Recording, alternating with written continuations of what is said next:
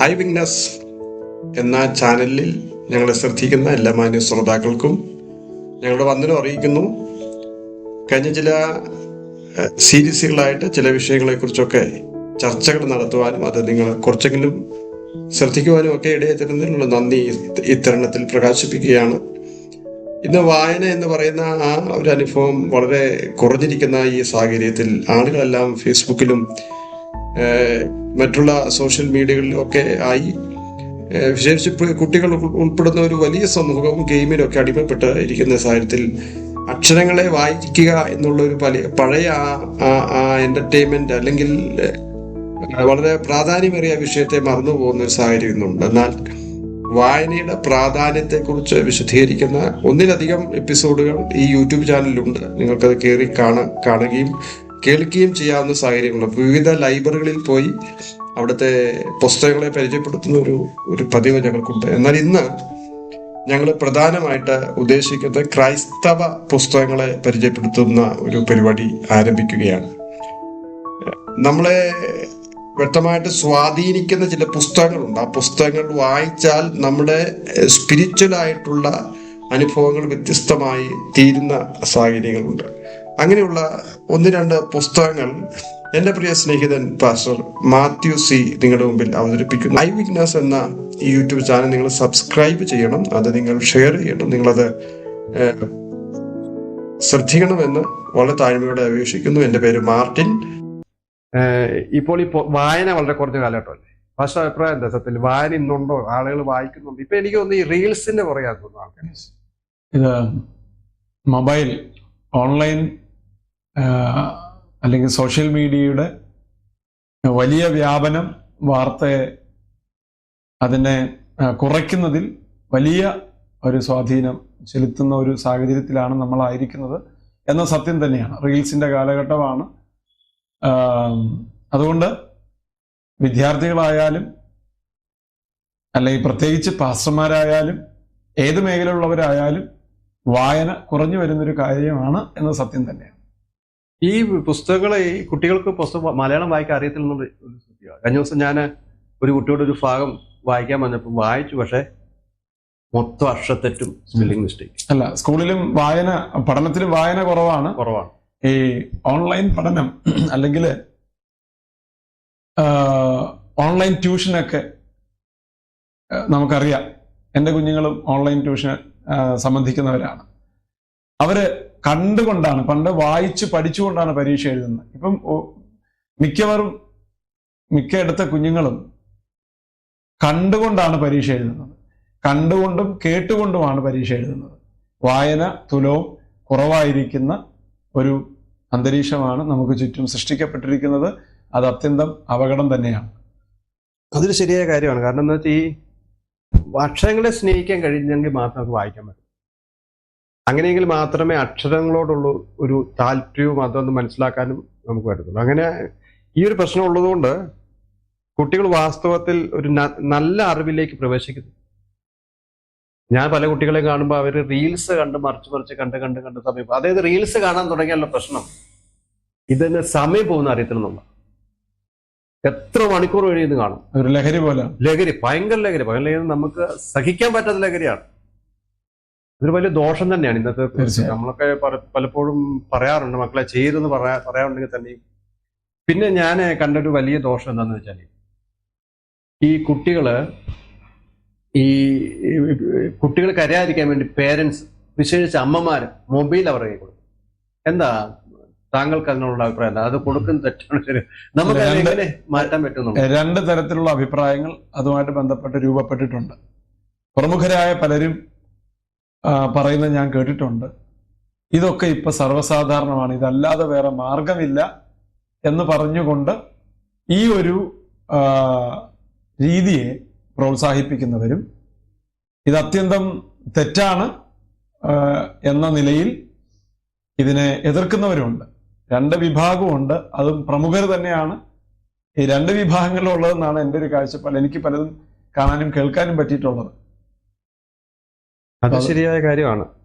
അതിപ്പം നമുക്കൊരു പരിഹാരം വരുത്താൻ പറ്റും. നമുക്ക് തന്നെയാണ് സത്യത്തിൽ ഈ ഒരു പ്രവണത വളർത്താൻ പാടില്ല എന്നത് തന്നെയാണ് അത് വലിയ ദോഷം ചെയ്യും. തീർച്ചയായിട്ടും വളരെ ദോഷം ചെയ്യും. പക്ഷെ ചിലർ നമുക്ക് നേരിട്ട് പറയാൻ പറ്റത്തില്ലാത്ത മേഖലയുണ്ട്. നമുക്ക് വീട്ടിൽ ചെന്ന് അങ്ങനെ പറയാൻ, ഒരു ഹൗസ് വിസിറ്റിങ്ങിന് പോകുന്ന സന്ദർഭത്തിൽ ഈ വിശ്വാസികളുടെ മക്കളൊക്കെ ഇങ്ങനെ ചെയ്യുന്നതാണെന്ന് നമുക്ക് പരസ്യമായിട്ട് പറയാൻ പറ്റാത്ത സാഹചര്യമുണ്ട്. എങ്കിലും അവര് എന്റെ അഭിപ്രായത്തിൽ ഇവര് പേരൻസ് സ്വയം അത് മനസ്സിലാക്കി സ്വയം ആ വിഷയത്തിൽ പരിഹാരം. നമ്മുടെ കുട്ടികൾക്കല്ല ബോധവൽക്കരണം വേണ്ടത്, മാതാപിതാക്കൾക്കാണ്, മുതിർന്നവർക്കാണ് എന്നുള്ളതിനകത്ത് വലിയൊരു സംശയമില്ല. വിഷയമാണ്. നമ്മൾ സത്യത്തിൽ നമ്മളത് ബന്ധക്കോസ്ത് ചർച്ചകളിൽ ചർച്ച ചെയ്ത് ആ വിഷയത്തിൽ പരിഹാരം ഉണ്ടാകണം നമ്മള്. പക്ഷെ മറ്റൊരു വിഷയം എനിക്ക് പറയാനുള്ളതേ, നമ്മൾ ഈ വചനം മാത്രം ശുശ്രൂഷിച്ചു പോരുന്നൊരു സമ്പ്രദായം നമുക്കുണ്ട് അല്ലേ? സോഷ്യൽ കമ്മിറ്റ്മെന്റിനെ കുറിച്ചോ അല്ലെങ്കിൽ ഇത്തരത്തിൽ നമ്മുടെ ജീവിതത്തിൽ വരേണ്ടുന്ന മാറ്റങ്ങളെ കുറിച്ചോ ഒന്നും സഭായോഗങ്ങളിൽ പ്രസംഗം ഞാൻ കേട്ടില്ല. ഇതിനകത്ത് ദൈവം നിന്നെ അനുഗ്രഹിക്കും, വാല തലയാക്കും എന്നൊക്കെ പറഞ്ഞ് ഭയങ്കര റിവൈവൽ ഒക്കെ ഉണ്ടാക്കുന്ന തരത്തിലുള്ള മെസ്സേജുകൾ വേണം. അത് അത്യാവശ്യമാണ്. എങ്കിൽ പോലും ഇങ്ങനെ ചെറിയ ചെറിയ വിഷയങ്ങളെ കുറിച്ചും കൂടെ സഭയിൽ സംസാരിക്കേണ്ട വിഷയം അല്ല എന്നാണ്. സത്യത്തിൽ ചെറിയ വിഷയമല്ല, അത് ചെറിയ ടോപ്പിക്കാണ്, പക്ഷേ ഗൗരവമേറിയ വിഷയമാണ്. പക്ഷെ വളരെ നമുക്ക് ആശ്വാസം തരുന്ന ഒരു കാര്യം, പുതിയ തലമുറ, ഈ ദൈവദാസന്മാരുടെ ഇടയിലുള്ള പുതിയ തലമുറ ഈ വിഷയത്തെക്കുറിച്ച് ഒരു അല്പം കൂടെ ബോധ്യം വന്നിട്ടുണ്ട് എന്നുള്ളതാണ് ഞാൻ കരുതുന്നത്. ഒരു ഭാഗത്ത് നേരത്തെ പറഞ്ഞ തരത്തിലുള്ള അപകടകരമായ ഒരു നിലപാട് എടുത്തു പോകുന്നവരുടെ എണ്ണം വളരെ വർദ്ധിക്കുന്നെങ്കിലും ഈ കാര്യത്തെക്കുറിച്ച് ശരിയായ അവബോധം ഉണ്ടായിട്ട് ഈ നിലയിൽ സഭയെ ഉപദേശിക്കുന്ന ധാരാളം ദൈവദാസന്മാര് ഈ കാലഘട്ടത്തിൽ ഉയർന്നു വരുന്നു എന്നുള്ളത് നമുക്ക് വളരെ പ്രതീക്ഷ നൽകുന്ന കാര്യമാണ്. അതിനാശ്വാസം തന്നെയാണ്. അപ്പൊ നമ്മളിങ്ങനെ പറഞ്ഞ കൂട്ടത്തിൽ പറയാനുള്ളത്, പാസ്റ്റ് പുസ്തകങ്ങൾ വായിക്കുന്ന ഒരു ശീലം ഉണ്ടല്ലോ പണ്ട് മുതൽ. പാസ്റ്റർ പറഞ്ഞതുപോലെ പണ്ട് മുതലേ വായനാശീലം ഉണ്ടായിരുന്നു നമ്മളിൽ തന്നെ, വായിച്ച് ഒതുങ്ങിപ്പോകുന്ന ആ ഒരു താല്പര്യം ഉള്ളത് കൊണ്ടൊക്കെ ചെയ്തു പോകുന്നത് മാത്രം. അങ്ങനെയാണെങ്കിൽ ഈ ഇപ്പോൾ ഓർമ്മയിൽ നിൽക്കുന്ന ഏതെങ്കിലും 1-2 പുസ്തകങ്ങൾ പറയാമോ?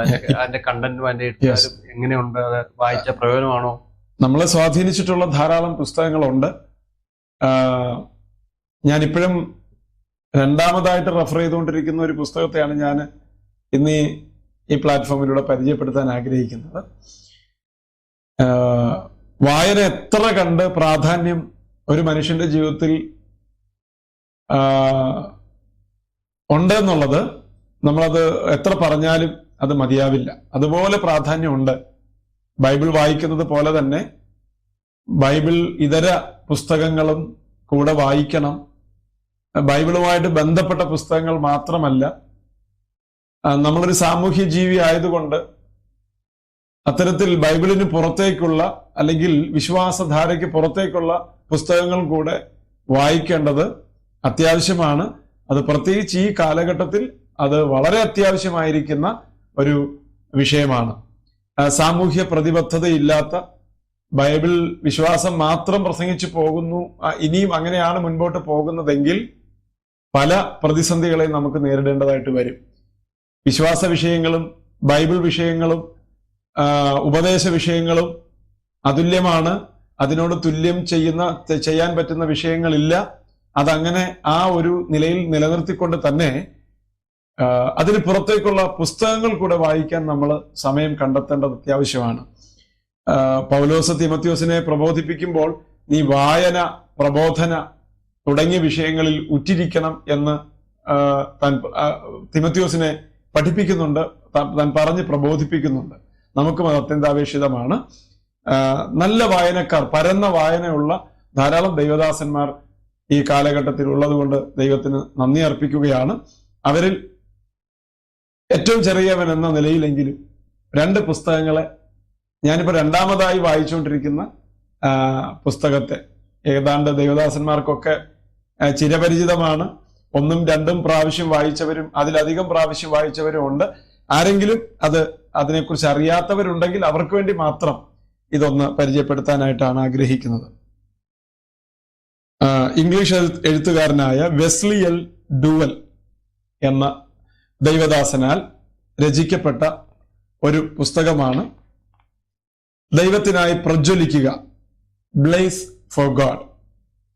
ദൈവദാസന്മാർ, പ്രത്യേകിച്ച് സഭാ ശുശ്രൂഷയും ഇതര ശുശ്രൂഷകളും ചെയ്യുന്ന ദൈവദാസന്മാർ അത്യാവശ്യം വായിച്ചിരിക്കേണ്ട ഒരു പുസ്തകമാണ് ദൈവദാസൻ വെസ്ലി എൽ ഡ്യൂവൽ എഴുതിയ ദൈവത്തിനായി പ്രജ്വലിക്കുക എന്ന ഗ്രന്ഥം.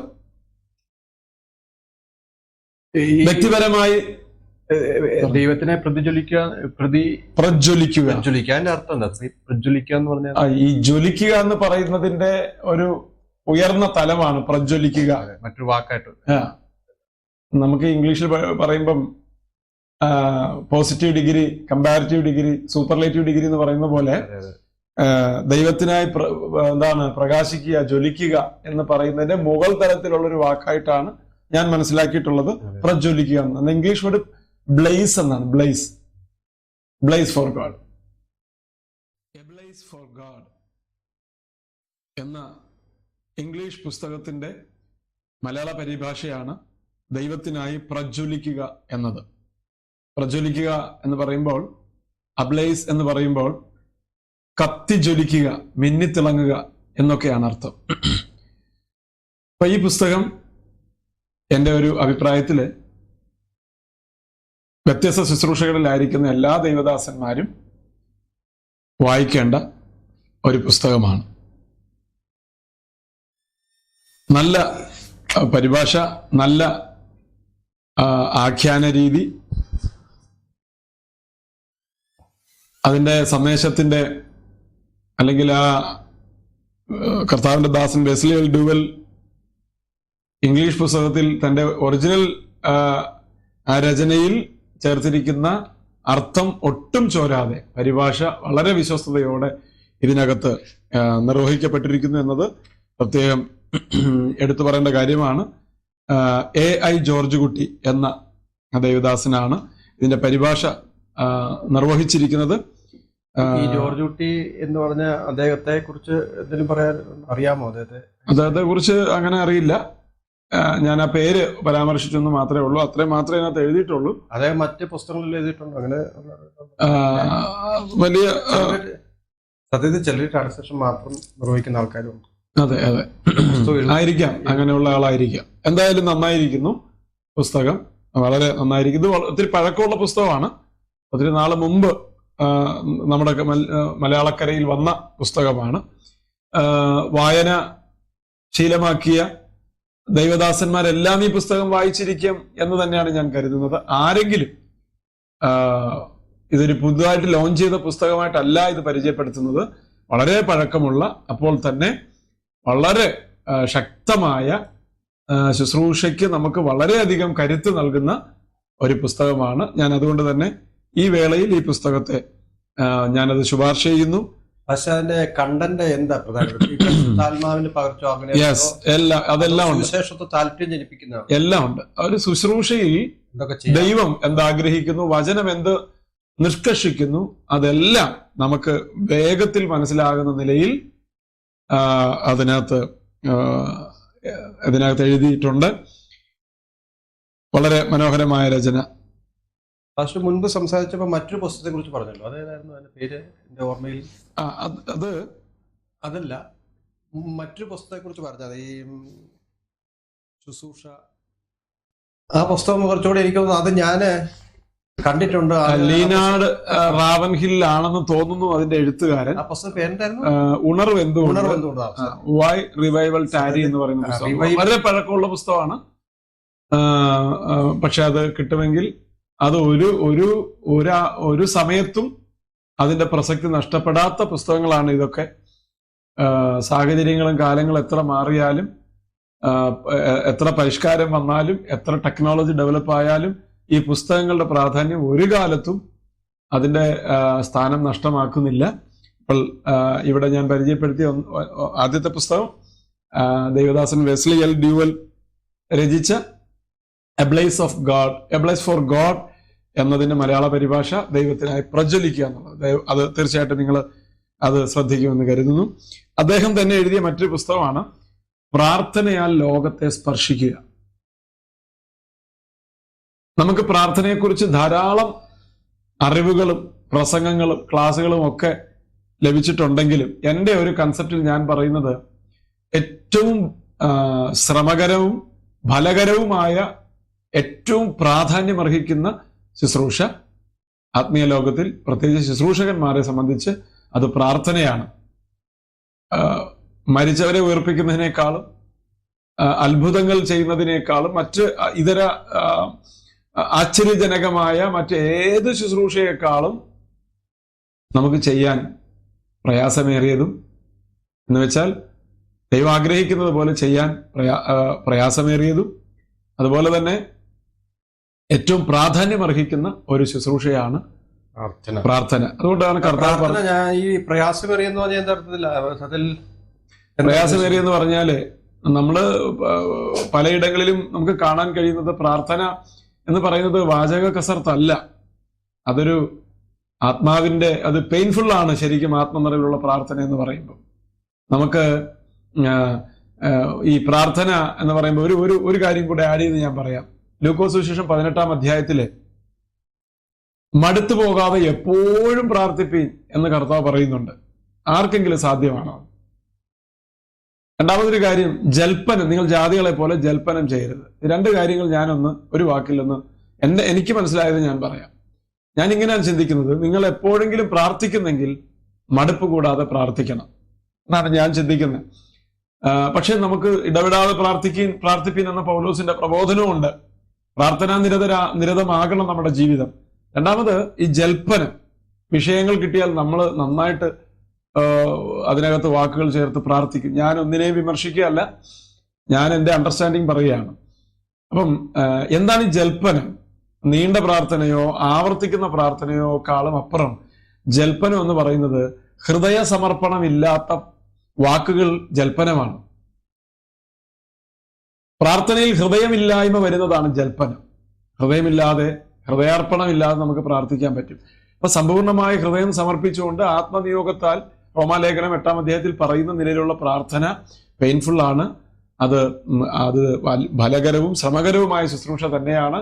ഏറ്റവും പ്രാധാന്യം അർഹിക്കുന്ന ശുശ്രൂഷയാണ്. അപ്പൊ ഞാൻ പ്രാർത്ഥനയുടെ കുറിച്ച് ഉള്ള ഒരു കാര്യം പറയുകയല്ല, ഈ പുസ്തകം പരിചയപ്പെടുത്തുകയാണ്. അപ്പൊ ഈ നിലയിൽ ഫലകരമായി എങ്ങനെ പ്രാർത്ഥിക്കാം എന്നുള്ളതിനേക്കാൾ അപ്പുറം പ്രാർത്ഥനയുടെ വിശാലമായ ലോകത്തെ, അനുഭവത്തെ പരിചയപ്പെടുത്തുന്ന ഒരു പുസ്തകമാണ്. ദൈവത്തിന്റെ അഭിഷിക്തനായ ദാസൻ എന്ന് പറയുന്ന വാക്ക് ഇപ്പോഴൊക്കെ ഒരുപക്ഷെ വിമർശിക്കപ്പെടാം, എങ്കിലും ദൈവത്തിന്റെ വലിയ കൃപ ലഭിച്ച, അല്ലെങ്കിൽ വളരെ ശക്തമായ ശുശ്രൂഷ നിർവഹിച്ചിട്ടുള്ള, എഴുത്തുമേഖലയിൽ നിർവഹിച്ചിട്ടുള്ള ഒരു ദൈവദാസനാണ് വെസ്ലി എൽ ഡ്യൂവൽ. ആദ്യം ഞാൻ പരിചയപ്പെടുത്തിയതും അദ്ദേഹത്തിന്റെ പുസ്തകം തന്നെയാണ്. രണ്ടാമത്തെ ദിവസം പ്രാർത്ഥനയാൽ ലോകത്തെ സ്പർശിക്കുക. തീർച്ചയായിട്ടും വായിച്ചിരിക്കേണ്ട ഗ്രന്ഥമാണ്. ഇതിന്റെ വിവർത്തനം നിർവഹിച്ചിരിക്കുന്നത് രണ്ടുപേരാണ്. ഇവാഞ്ചലിസ്റ്റ് KM ജോർജ്, മറ്റൊരാള് ഇവാഞ്ചലിസ്റ്റ് ഡോക്ടർ ജോർജ് സാമുവൽ. ഇവർ രണ്ടുപേരുമാണ് ഈ പുസ്തകം വിവർത്തനം ചെയ്തിരിക്കുന്നത്. വളരെ നമുക്ക് ഒരു ബോറിങ്ങും ഇല്ലാതെ വായിക്കാൻ പറ്റും. പക്ഷേ ആത്മീയ പുസ്തകങ്ങളൊക്കെ നമ്മൾ സമർപ്പണത്തോട് തന്നെ വായിക്കണം. നോവൽ വായിക്കുന്ന മനോഭാവത്തോടു കൂടെ ഇവയെ കൈകാര്യം ചെയ്തുകൂടാ. അങ്ങനെ നമുക്ക് ഇടയാകട്ടെ. വളരെ ഞാൻ വീണ്ടും പറയുന്നു, ഇത് പുതിയൊരു കാര്യം അവതരിപ്പിക്കുന്ന പോലെയാണ് എന്നുള്ള ഒരു ചിന്ത നിങ്ങളിൽ വരരുത്. വളരെ നാളുകൾക്ക് മുമ്പ് ഈ കേരളക്കരയിൽ എത്തിച്ചേർന്ന പുസ്തകങ്ങളാണ്. പക്ഷെ ആരെങ്കിലും ശ്രദ്ധിക്കപ്പെടാതെ പോയിട്ടുണ്ടെങ്കിൽ നിങ്ങൾക്ക് വേണ്ടി പരിചയപ്പെടുത്തുന്നു. ദൈവം നിങ്ങളെ അനുഗ്രഹിക്കട്ടെ. വളരെ ഫലകരമായ ശ്രേഷ്ഠമായ ശുശ്രൂഷ നമുക്ക് ഏവർക്കും ചെയ്യാൻ ദൈവം അവസരം നൽകട്ടെ.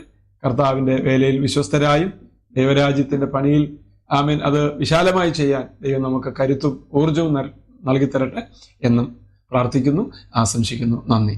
ഞങ്ങളുടെ ഈ വിഗ്നസ് സ്റ്റുഡിയോയിൽ വന്ന് അല്പസമയം സംസാരിക്കാൻ കാണിച്ച നല്ല മനസ്സിനായി നന്ദി അർപ്പിക്കുകയാണ്. പ്രേക്ഷകർക്ക് വേണ്ടി ഞാൻ നന്ദി പറയുകയാണ്. ദയവായിട്ട് ഇത് സബ്സ്ക്രൈബ് ചെയ്യുക, ഫോളോ ചെയ്യുക, വേണ്ട കൈത്താങ്ങലും പിന്തുണയും കൊടുക്കുക. God bless you. നന്ദി. God be with you. Thank you so much.